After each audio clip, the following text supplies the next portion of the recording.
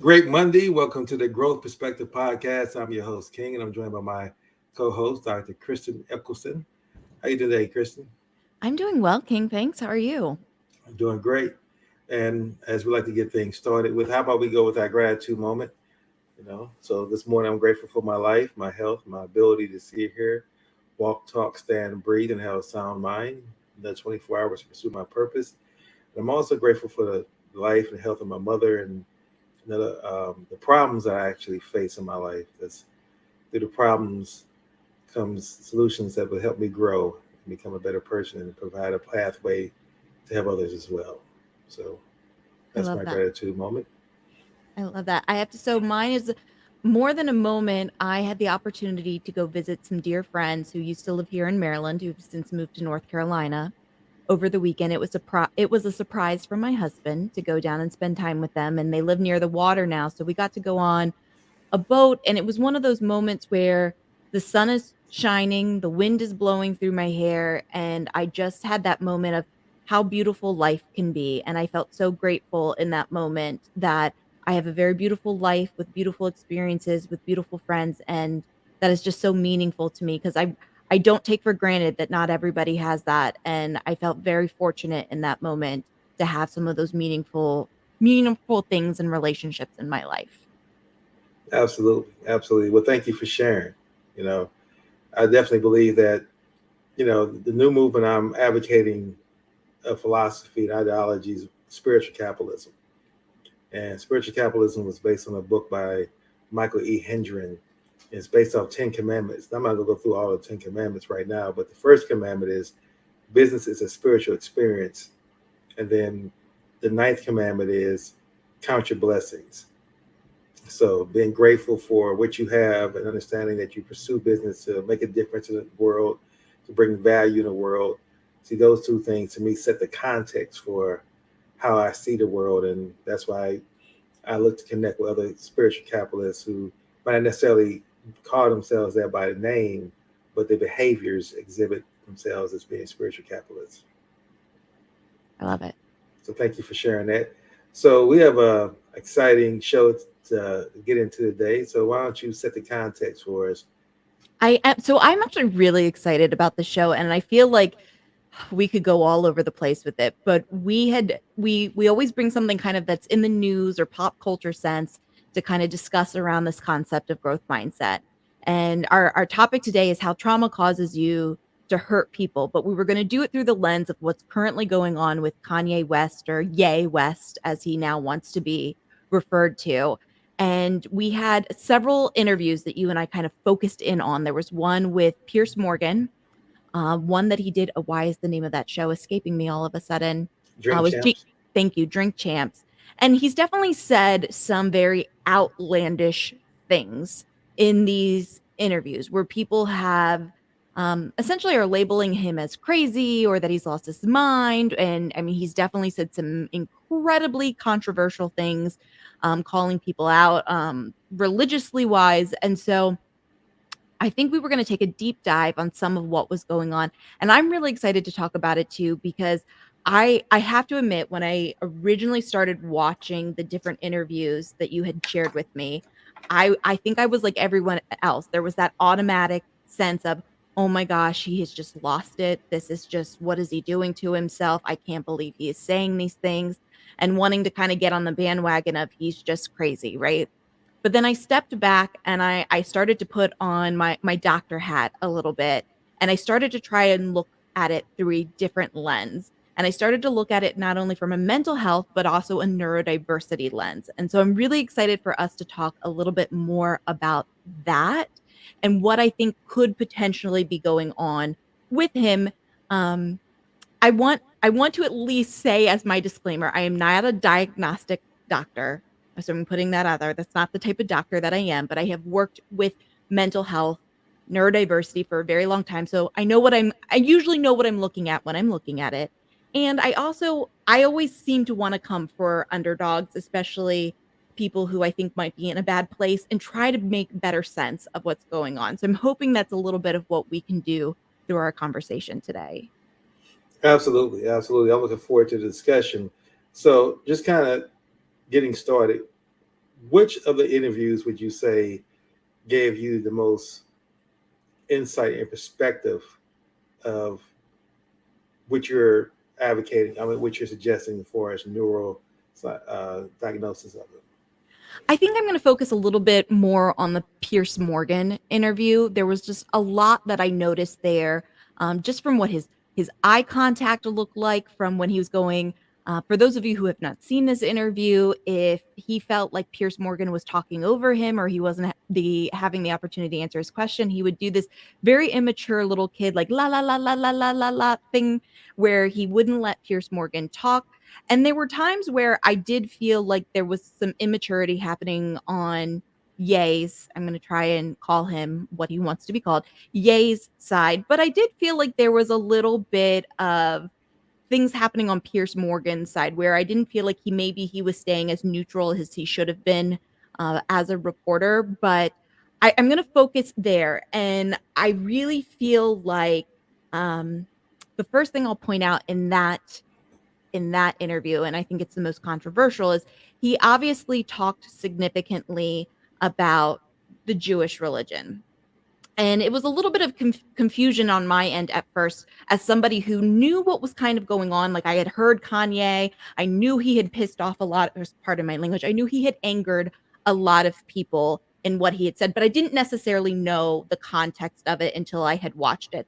And I completely understand why people were upset. So I don't want anyone who is listening to think that I am defending or saying that what Ye did was okay. That's not where I'm at. I simply, from a growth perspective, want to offer a different way of looking at what happened.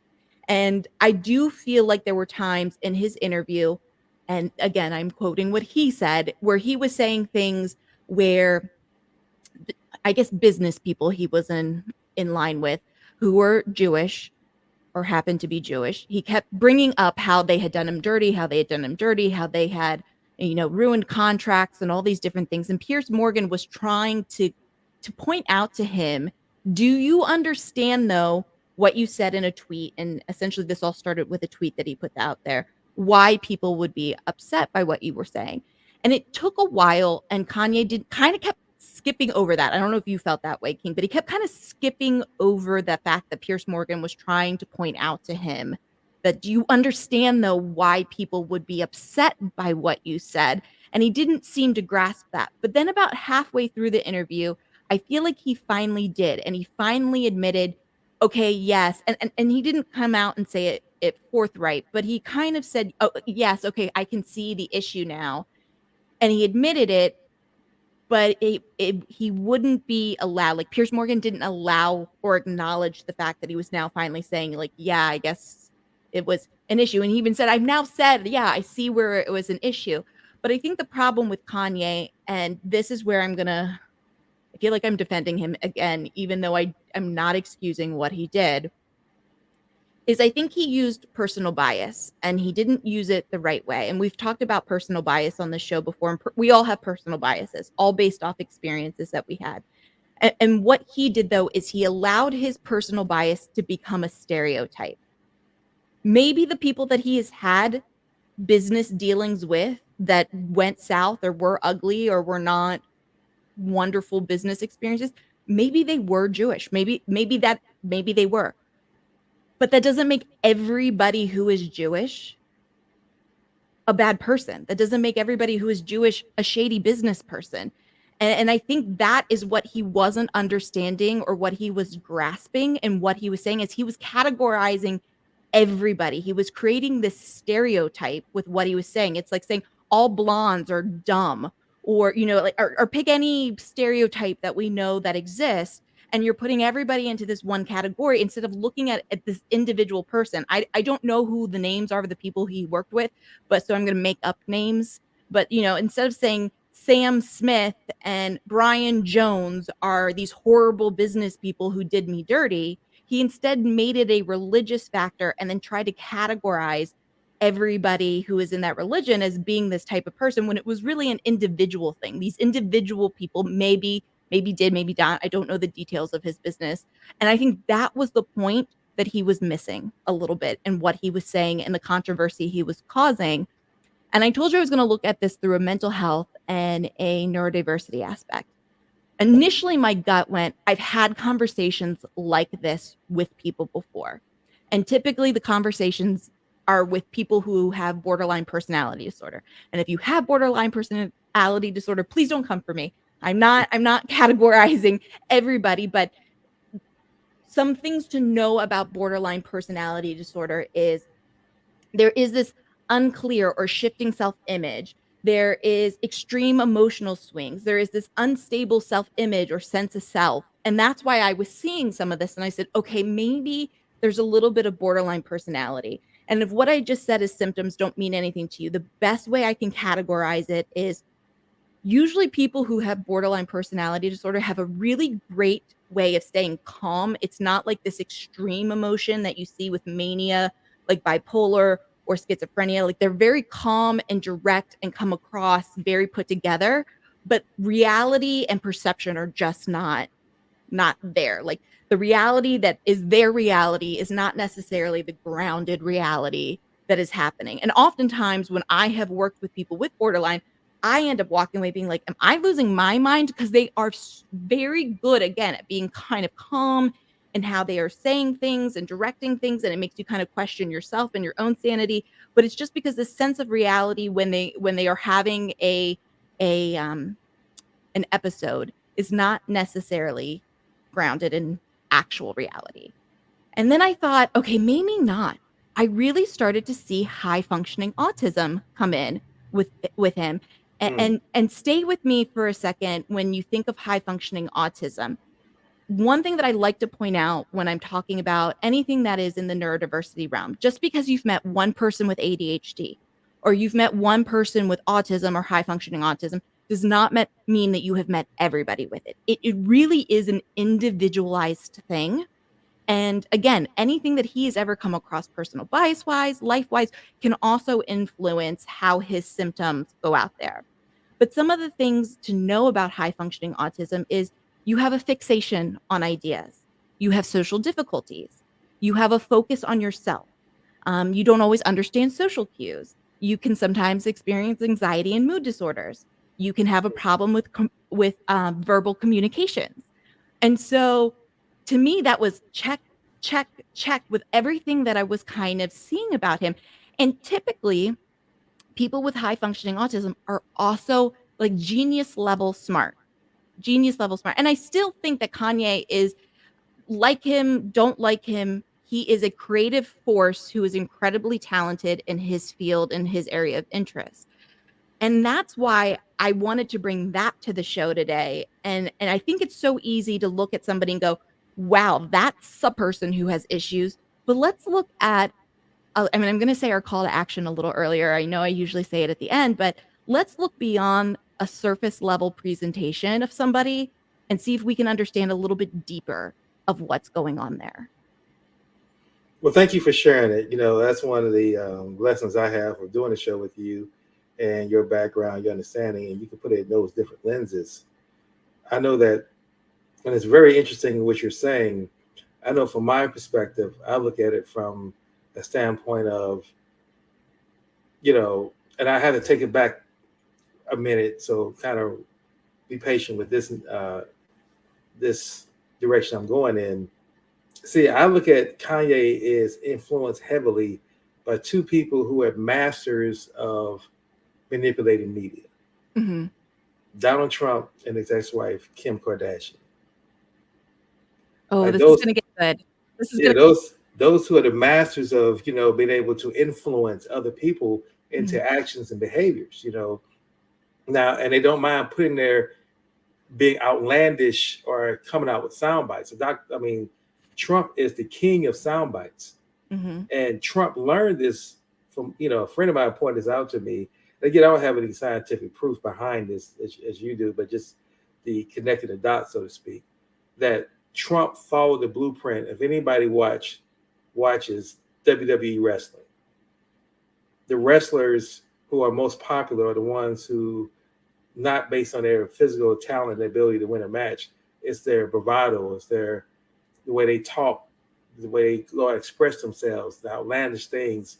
And when Trump was on WWE, I think he learned that.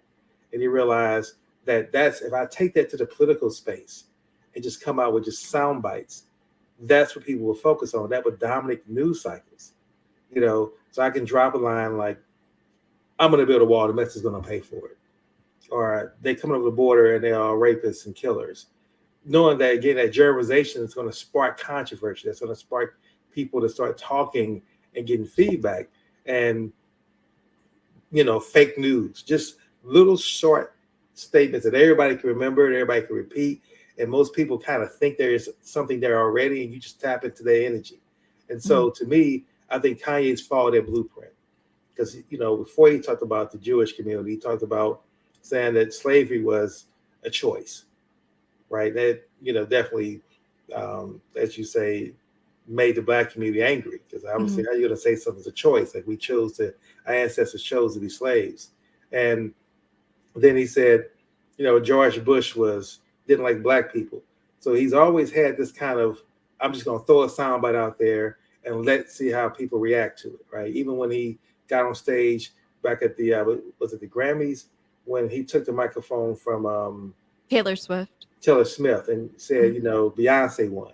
See, it's those kind of things. I think he does that intentionally, right? To get that attention, to put himself out there, to have people talk about him in the world. Like Donald Trump's goal was to stay current on every news cycle, and he achieved that goal. Like even to this point today, where he's banned off Twitter. I mean, he's obviously get back on Twitter now, but I didn't even have to watch or subscribe to him or follow him on Twitter because every news pundit would then quote exactly what he tweeted. So it stayed in the lexicon no matter what. I couldn't avoid it. And that's what is happening with Kanye. It's like, oh, yay, he's dominates my YouTube. You click on one video, and then from that point, the algorithm just floods you with, nothing but other people's opinions about Ye, right? So he stays in the lexicon. And so that's what I see from him, that perspective, that he's following the blueprint.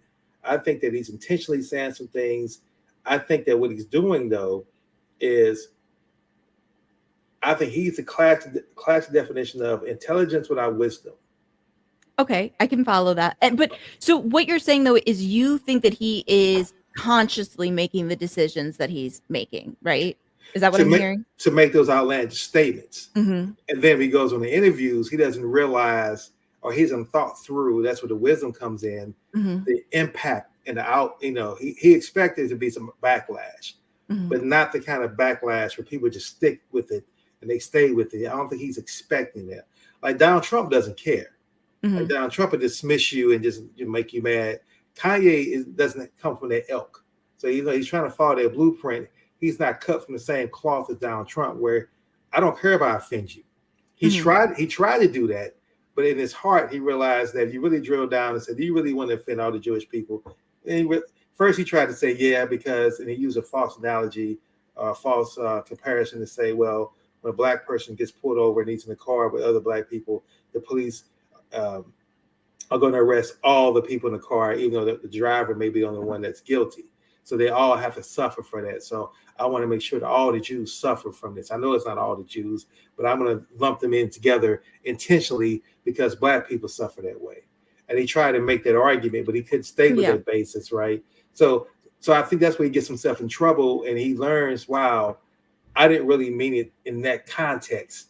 I meant to cause an uproar, but it's like I didn't like. It's like he didn't think it through all the way, like how it was going to be perceived. And that's when he's doing his interviews. That's when he comes across. And you're right. I think he does have some form of trauma, mental health. You can give a bad diagnosis of that. I think that comes through when he's answering his questions. But I definitely think his tweets and his initial desire or intentions are definitely rooted in, I want to create a controversy. I'm going to put myself out there. I want to dominate news cycles. But then I think he just learns that, wow, I didn't really mean it to go in that direction. Well, let me offer this thought, because this is a little bit of what I was hearing from him and what he was saying to Piers Morgan. I don't remember the exact word for word of the tweet, but it started something along the lines of a little sleepy right now. I can't remember if he said, I might not feel this way in the morning, but it definitely started with, I'm a little sleepy right now. And then he made his comment that ended up being the controversial comment. And he kept trying to say to Pierce Morgan, well, I said I'm a little sleepy right now. And I can't help but think in his mind, he thought that that was kind of his like excuse for what he said. Like, it was okay that I said what I said because I prefaced it with this, I'm a little sleepy right now. So I'm telling you, don't take me at full face value because I'm already telling you I'm a little out there. I'm a little sleepy. I'm a little dreary, weary. So don't listen to my statement because I'm already telling you that there might be fault with it by saying first off, I'm a little sleepy right now. And I really felt like that was part of his argument that he was trying to make is like people blew this up and I had already said to them like I'm a little tired right now, so they should have taken that into account. And again, to me that's a little bit of that self-awareness that he's lacking. And so I'm not disagreeing with you with the idea that he is saying these things kind of knowingly, but I can't help but feel like there is a little bit of that he isn't completely knowing what he is creating when he's saying it. Mm. And You it know, was because of that. and that's interesting that you say that because I look at it and I've heard from a lot of different perspectives on him and different people's opinions. I look at it this way from a business perspective, as a business person.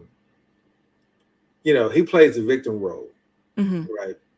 And I say, you can't be a multi-billionaire to your own admission and then play victim role. It just doesn't go well. Mhm. It doesn't line up, right? You can't say these people cheated me and they did me wrong, but yet and still in the previous statement you said that you were the richest black man in America. So either they helped you become successful or they cheated you. Now I can see if they were multi-billionaires and you were still, in court trying to fight them, and you only got $100,000, or, pennies with typical artist gets off a song, but you became wealthy through those relationships, through those connections. So, I can't see the wrong they did. Now, maybe you can make the argument that they got 70%, you got 30, and you was led to believe that you're going to get 50-50, or it's your creativity. But see, that's why I also think that, as we go down this rabbit hole and unpack, I think a lot of people are misunderstanding true business negotiations. I think that if you're a talent and that's all you really bring into a situation is your talent, and you Mhm. sit down with someone who has the finances, who has the connections, and who has a strategy for getting you out there, getting you exposure using their connections, you can't expect to get 50% when they're putting up all their capital, all their resources, and they're investing in you up front, Mhm. and you're just a talent. It's like I know, and I'm sure a lot of people who can sing or who can dance or that never make it because they don't have those connections. Mhm. And that's why I think that's the because I'm a connector. So for me, I look at it from that lens. It's like you Yeah. have these straight relationships that of people who gave you um, great referrals. They gave you that social capital. Yes, they made money on that because that's the whole power behind having these relationships is to say, if I know these individuals, I'm going to add my fee to that connection. Mhm. Right. So to me, I understand that from the business context, that's part of the game, that's part of the system. So to me, I can't tie into that whole victimization that he tries to portray himself as a victim as much as he tries to convey. I'm gonna give you this perspective. I'm not sure if you have seen this or not. Dave Chappelle, I guess, um, amongst whatever came out with Ye, came out and commented on this a little bit. And I feel like Dave Chappelle did a much better job of kind of expressing what I think Kanye wanted to express, but didn't necessarily do a great job. And have you seen this? Have you seen any Dave Chappelle videos recently talking about Kanye? Yeah, I saw his monologue on SNL, which I thought was brilliant. That one was good, where he talked about the whole, what Trump is an honest liar or something like that. I liked Yeah. that, but there was one where Dave Chappelle was, I think, on stage at something else, and he talked specifically about business contracts, and he talked about it in terms of the Chappelle Show.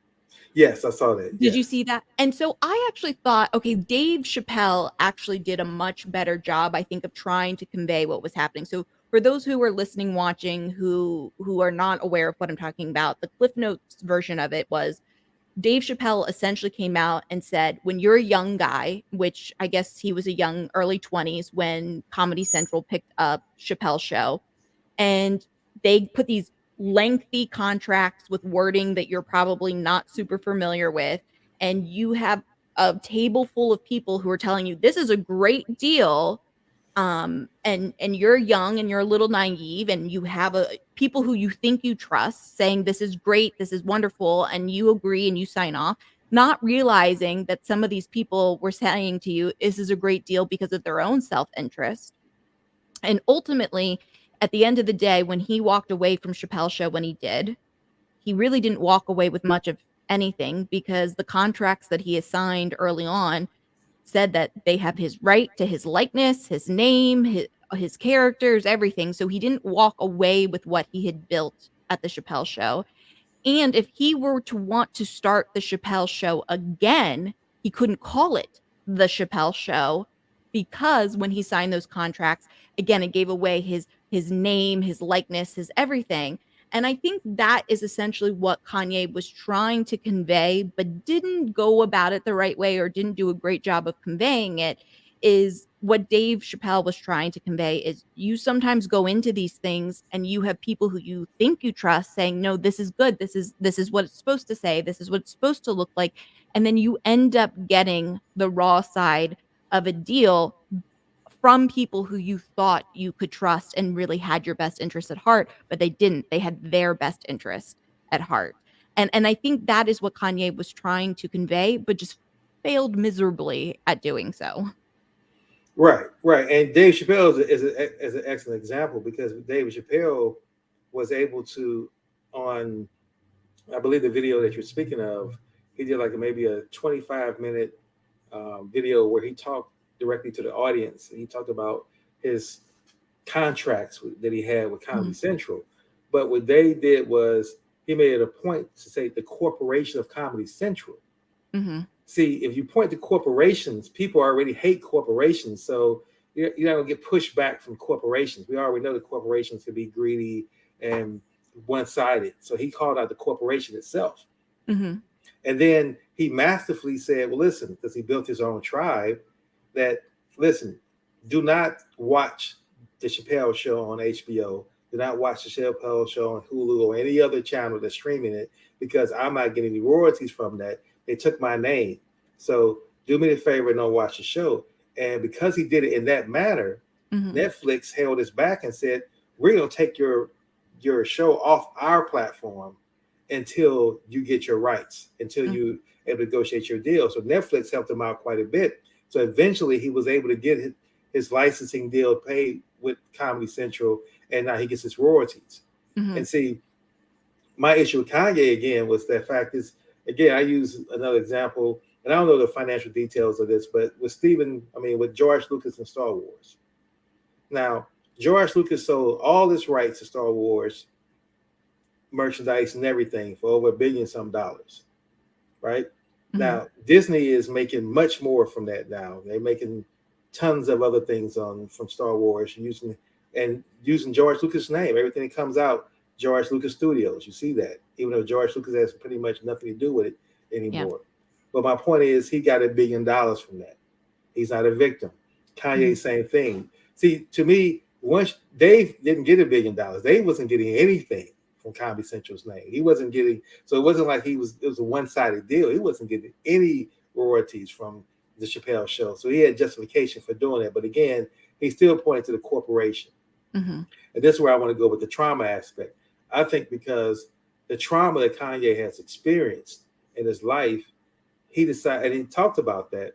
Well, the trauma that Black people experience, I'm going to now turn that on to the Jewish community so that you all can feel the generalization that the Black people feel as a result of how they can be innocent, but they get grouped together as a monolith. So I'm going to throw you all together, the Jewish community, as a monolith as well, because I'm angry right now.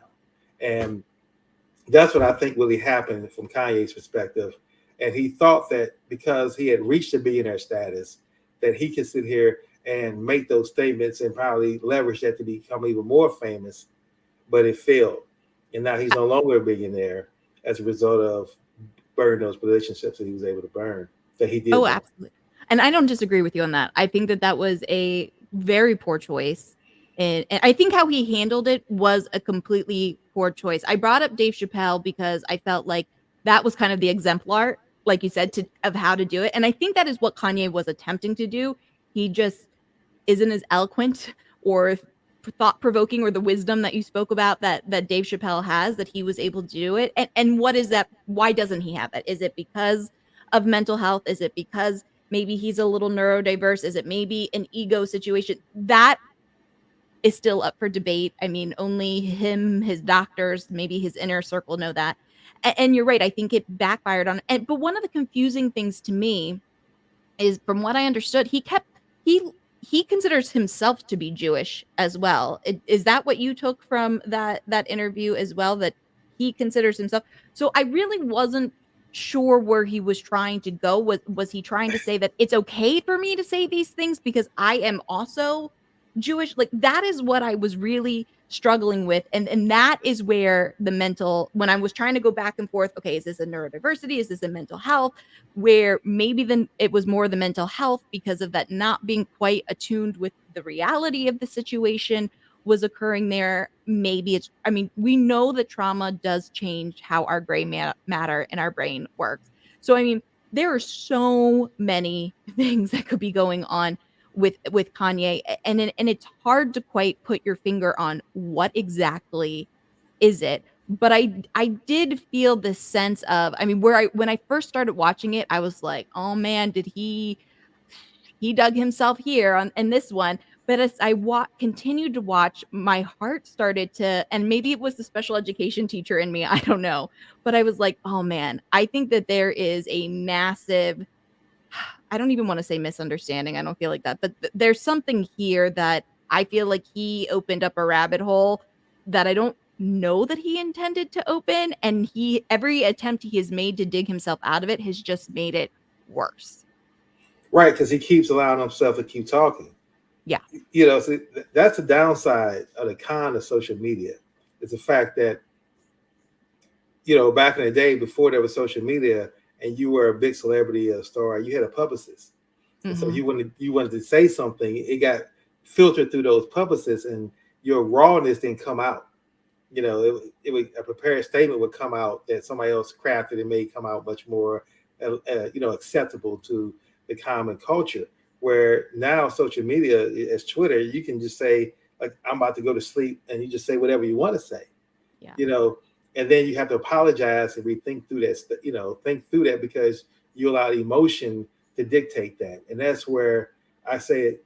Like Dave Chappelle, obviously has great people around him. Hmm. And like for example, he has a gentleman, I think it's Neil Brennan, who is looked at as the co-founder of the Chappelle Show. Dave never argues that. Now, Hmm. obviously, Neil Brenner is Jewish, Hmm. right? And my point of saying that is, Dave understands how to work with his friends and truly see Yeah. him as a friend. He doesn't say, "Well, no, it's a Chappelle show. Neil Brenner should never sit here and take credit for this.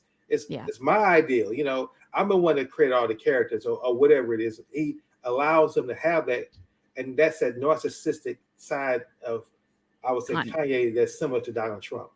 Yes, I don't disagree with that. There is this narcissistic side, but is it narcissism? Is it ego? Or is it this high functioning autism where, and what I want, I don't come for me again.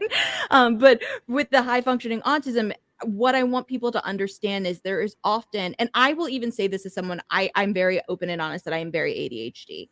And I have to have times where I say to my husband will say something to me like, "That was really rude," or "That was really mean how you said that." And I say to him, "Listen, I understand why you think that was rude or it was mean. And I didn't mean it to. Like, my intent behind what I said wasn't rude. It's just sometimes with being neurodiverse, your thought in your head just comes out, not filtered with the let me be sensitive to how this might come out or how it might sound or how somebody's feelings." Although I try to be like that most of the time, especially with people I'm most comfortable with, like my husband, I sometimes just let it come out like the way it processed in my head, and it can come out a little blunt. And now it's not my intention to hurt people. I just didn't think through how it could be perceived. And I wonder to some degree with Kanye, is that happening? Like he's not thinking through how it could be perceived or how people could take it. He's just kind of like these thoughts are going through his head and he's just being very blunt because with high functioning autism, it's usually very black and white. Like there's a line and it's either this way or it's that way. There's not a lot of this gray area with the Mm. thinking. And it's very hard for people to understand with high functioning autism why are people being upset about like this, why is this something that is an issue where people are seeing it this way, because again to them it's this very black and white type of thinking. That gray area is not there, and that's why I started to see a little bit more of that high functioning autism, which goes along with his creativity, with his kind of I'm going to give him that musical genius, that lack of self-awareness. Like even if you knew how incredibly smart you were or how incredibly talented you were, you don't usually hear people go on interviews and go, I know I'm this person and I'm a creative genius. And you know what I mean? And I feel like, again, that's a little bit of that lack of self awareness that he is showing when he is making comments like that. And that's why I think he says things that were like, did we think this through? Did we think this through all the way? And I don't know that he intended to hurt people. He obviously did, and I'm not excusing it. You know, just because your brain works a certain way doesn't mean that you get a free pass for certain things. But I want to. I'm really trying hard to give him a little bit more credit. Um, doesn't excuse what he did. Doesn't change the fact that he did things. Doesn't mean he shouldn't come out and apologize for things. But I'm really trying to get down to the nitty gritty of just how is his brain processing the information. I mean, that is what I'm really trying to look at. I mean, that is my background. That is what I do. Is how is his brain processing this information and then coming at, is it something that, like you said, he did think about it in advance, this is exactly what he intended to do and what he was trying to cause, or was this just a he put it out there without kind of processing through how it could be perceived? Yeah, I think it's a little bit of what you said, high functioning autism. I can definitely see, based on what you just described and how you explain that. Now I could put it in that lens. I could see some of that. But see, for me, I just can't understand how someone can be as successful financially as he is and not understand that it's the relationships that got me here, Mm-hmm. right? You know, because you didn't know how to go negotiate with Adidas. You know, you can, just like Dave Chappelle said, you know, yeah, I'm talented. I've done a few movies. That's good. You know, him and Neil went to Comedy Central with an ideal. They signed a contract. You're happy to make, you know, and you're struggling. You're happy to make $1 million. They say, okay, well, here's $1 million, and Comedy Central is clearly understanding how they're gonna leverage it, what they're gonna use it for, you know. But I think that to me, as long as we're dealing in in the capitalistic system, then you're always going to have that initial part when you get started, but you got to take that L. It just kind of Mm-hmm. have to be expected that in order to, and for me to learn the system, I'm going to have to take an L, and I want to be able to get the best deal I can initially. And then once I learn the game better, I get a better understanding how the system works, then I can come back and do things differently, right? Mm-hmm. I mean, because we see artists throughout the history do this. Prince did it. I mean, when he changed Sony had his name. He said, you know, you're under contract with us for another couple of years, and if you leave us, you can't use Prince. Mm-hmm. So what did he do? He changed his name to a symbol and wrote "slave" on his cheek, right? And just came out with his album. And for years, he went by that as a way of saying, instead of trying to call out any group of people, Mm-hmm. again, same protest, same issue. And see, what I'm saying is, how does Kanye not learn from that? It's like he's not the first person to have this encounter. It's been throughout the history. Don King, you know, boxers always claim that, you know, they enter these contracts with Don King that's heavily one-sided, because anytime someone tells you, I'm going to pay up front for your time, I'm going to pay your per diem, I'm going to buy you a car, I'm going to buy you a house, I'm going to, you know, pay for your tours and all those things, you should know that when you start making money, they're going to recruit their money first Mm-hmm. back, and then they're going to recruit at least 10 times their investment back before you even see any return on your money because you haven't spent any money. That's just Yeah. the rules of the game, right? Yeah. And that to me is where I say, yes, what you're saying about the high function autism may be there because he's not using that rationalizing part of his brain to say, let me learn from these other examples and let me figure out how best to approach this because instead of him, but see, this is where I see the narcissistic ego part come in. Mm-hmm. Like he was positioned to do something that really no other black person had done before, which is negotiate such a deal with Adidas. That instead of him saying, well, now I understand distribution, manufacturing, let me bring up some other young black men to follow me instead of burning that bridge and Yeah. destroying it with his ego. And now you're talking about how you're the victim and you can't even get on social media at all unless you get on someone's iPhone who's brave enough to put your video on there. And he's still just, constantly spilling rhetoric. And it's like, that's the part for me that, as a business person, what I advocate, if you're starting a business and you really want to establish a brand, you have to surround yourself with advisors, Mm-hmm. other people that can give you wisdom and guidance, who've been there, who understand where you're going, and can let you know, well, when you get to this direction or when you come across this scenario, here's how you want to handle it. And that to me, that those kind of advisors, consultants, coaches, whatever they want to fit in, the role they're going to fit in, are invaluable. And it shows you if you don't have those, this is what happens. Oh, absolutely. And I can't help. I mean, obviously, I'm making an assumption here because I'm not part of his inner circle, so I don't know what's going on truly. But I can't help but think that he probably had those people for a really long time.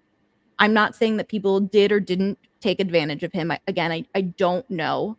I also wonder to what degree, like you said, ego has come into play and he has now thought he is the best thing since sliced bread. Do you know what I mean? Like, yeah, everything I touch turns to gold. I do no wrong. People want to collaborate with me. People are looking to work with me.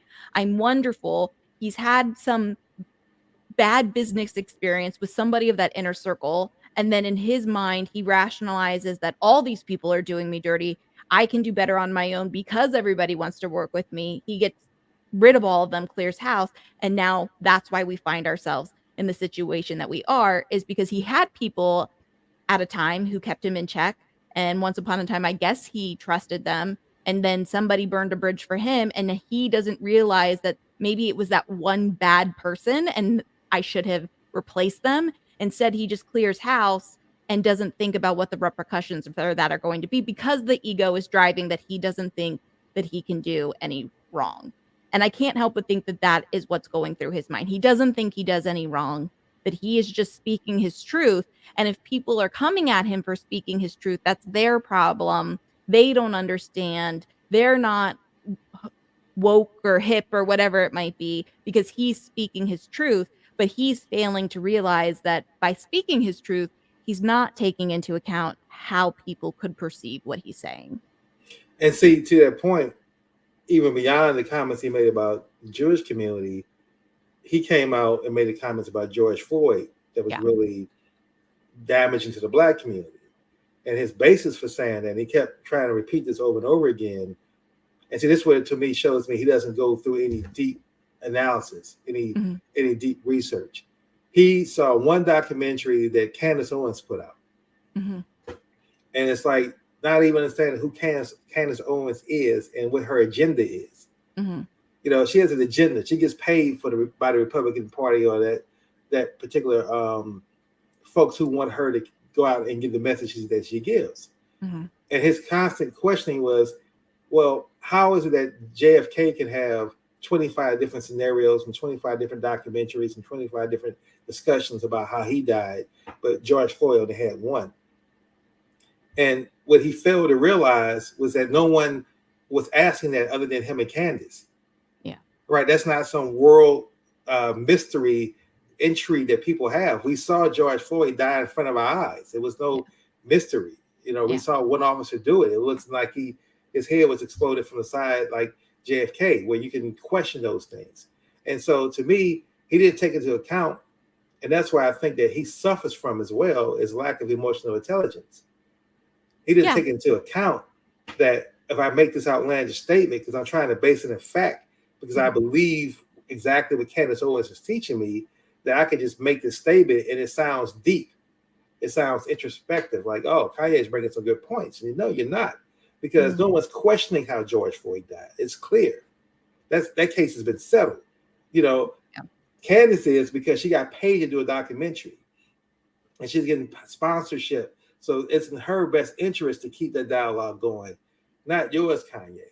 And see, that's where I'm saying that to me, it's, and I hold him accountable to that because I'm a person who believes that at the end of the day, if you continue to play the victim role, what you're doing is you're giving power externally. Mm-hmm. You said, I can't make this change because someone is holding me back. Like Kanye even said that now I know how it feels to have a foot on my neck. You have no idea what it feels like to have a foot on your neck. Yeah. Right? Just because you got done bad, and I call those billionaire problems. You have billionaire problems, is what you have. Yeah. Right? And you want to Yeah. sit here and now compare yourself to a man who actually had an officer's knee on his neck for more than 10 minutes. Mm-hmm. That to me shows your insensitivity. It shows that you believe the world operates around you, and then you're surrounded by. And again, it sounds very similar to Donald Trump. To me, they're very similar. Like I mentioned Trump because not that I'm, Republican or Democrat or pushing any particular agenda. I'm just saying these facts. I saw Trump in an interview right before the election, and they said, "So Donald Trump, how do you feel about the work that you've done and the candidates you're supporting?" He said, "Well." And he said, how do you feel about getting the credit? He said, well, if they win, it's because of me. If they lose, it's not my fault. Right? You can't blame me if they lose. So it's like, either way, I win. Yeah. Right? And that's how Trump rose. And see, Kanye is trying to be that same way and that same bravado to say, I can say what I want. Because he even said before on Drink Traps, he said, I can say what I want to say about Jewish people, and Adidas can't fire me. He actually made that statement, believing it's similar to Trump saying, I can say what I want to say. I can murder someone on, with 25th Street in New York City and still get elected, right? It's that same ideology, that same mentality, but he's learning that you're not Trump. Yeah. You don't have that power. And just because you have money doesn't give you the right. And now, because you've shown mental health issues in the past, that's how you're going to get boxed in, and that's how you're going to get classified. And so my final point is like that statement people always say, and you can always tell that what comes after this statement is not going to be anything positive for you. If someone says, all due respect, what's following that is not going to be something respectful. Yeah. It's never going to be in your best interest, right? It's going to be some comment that offends you. And that's what Kanye is basically saying when he says, I can say what I want to say because I'm a genius, because I'm brilliant, because I'll be able to accomplish these tasks. And he forgets the fact you didn't get there on your own. Mm-hmm. Other people helped you. And again, when his mom died, that was his wisdom. Yeah. And I do believe that maybe, there was definitely malpractice in her death because she was getting cosmetic surgery. And she died, doing that kind of a procedure. So I get why he's bitter there. And that never lets you go when you feel that someone killed your mother. I think that's why I want to talk about trauma from a context of having trauma in your life and how that's caused you to hurt people. Yeah. But I think that what Kanye should do is now take a lesson from Dave Chappelle, disappear off the scene for 4 or 5 years. Because the good thing about America is that we got a very short memory. People won't remember. Some people will. Some opinionists and bloggers will write about it, but the majority of Americans won't even remember him in 4 years or remember what he says. Mm-hmm. Then you can drop an album, and most people will sit here. You will have lost some fan base, but you will be welcomed back. And that's what I think he should do. Just get off social media, shut your mouth, get some counseling. Go through some. Sit down with psychiatrists. Go through that process of self-renewal or self-reflection, and then you can come back better. I don't know that he will though. I mean, I would be very surprised if he realizes that he needs to do that, especially right now because he's getting so much attention from this and people want to talk to him, but mainly because and what I feel bad for him is he doesn't seem to realize that the reason why people want to talk to him is because in a way they're exploiting him. They They want want soundbite. him. They want yeah. So other people now want that too and are exploiting it. I mean, we would have a more civilized media if people go, we're not going to interview him. We're not going to give him this platform. But instead, they're being selfish too, and to a degree, because they want that sensationalism that what comes with him. I mean, I think, I don't know that we've mentioned this. I mean, he was even using mental health, even though he said he's only ever dealt with exhaustion. He was even saying that because I've been said that I have mental health issues, I can say these things. No, you can't. And I felt really bad for people who deal with mental health diagnoses too. Like that that's essentially saying I have free you don't have free reign to say whatever you want because you're dealing with mental health because now you're showing you have an awareness of what you are saying. If you're already saying I can say this because I have mental health needs, then you know what you're saying is something that you shouldn't be saying. But I do feel like to some degree something is not regardless if it's a neurodiverse disorder, if it is a mental health disorder, no matter what it is, he is to a degree also being exploited by our media because they now want to get a piece of that sensationalism that comes with him. Absolutely. You know, Piers Morgan definitely wanted that. He wanted Mm. him to have on the show, and he was like, "I'm going to check Ye. You know, I'm going to get him on my show, and I'm going to get him to, apologize." And Ye realized that throughout the show, that's what Piers Morgan was doing, was to try to be controversial and try to say, "I got you to see why you're sorry, why you should say you're Mm-hmm. sorry." Yep.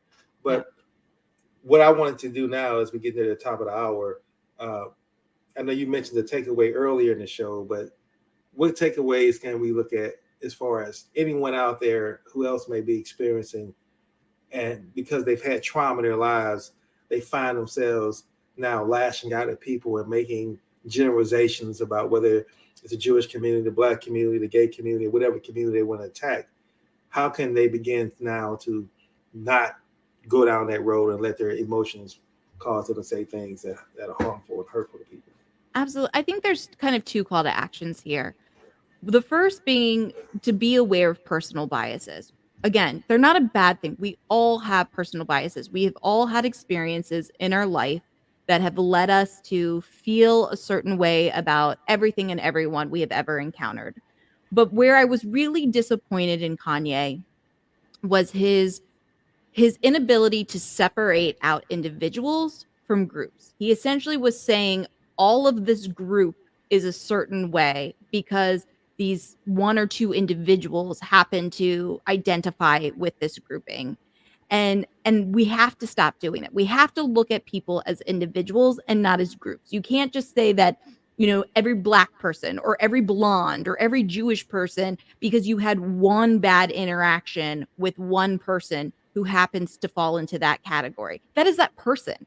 It is that person who is not a great person. It is that person who maybe has loose morals or isn't, a forward thinking or ethical person. It is that person. It does not make a group of people a certain way because of one person's actions. So we have to be more mindful that we can't just assume everybody who fits into a category is a certain way because of one person's actions. So I want people to be mindful of that. But I also want people to go back to the call to action that I said earlier in the show is look at things from more than just a surface level. I do not agree with Kanye West. I do not agree with what he said. I think it is appalling what he said. I think it is horrible what is going on. But I do think that there is something more happening.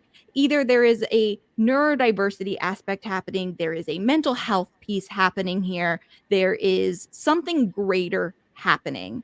And so instead of us just coming at it and judging from a surface level or being media individuals like Pierce Morgan who are sensationalizing or and in my opinion taking advantage of an individual and what their circumstances are. We've got to move beyond surface level and ask the questions of why is this person saying, where is this coming from? What is going on? I think Trevor Noah made a really good point. There was a clip that he said, somebody asked him about his beef with Kanye, and he goes, I don't attack people who I think are in a bad place.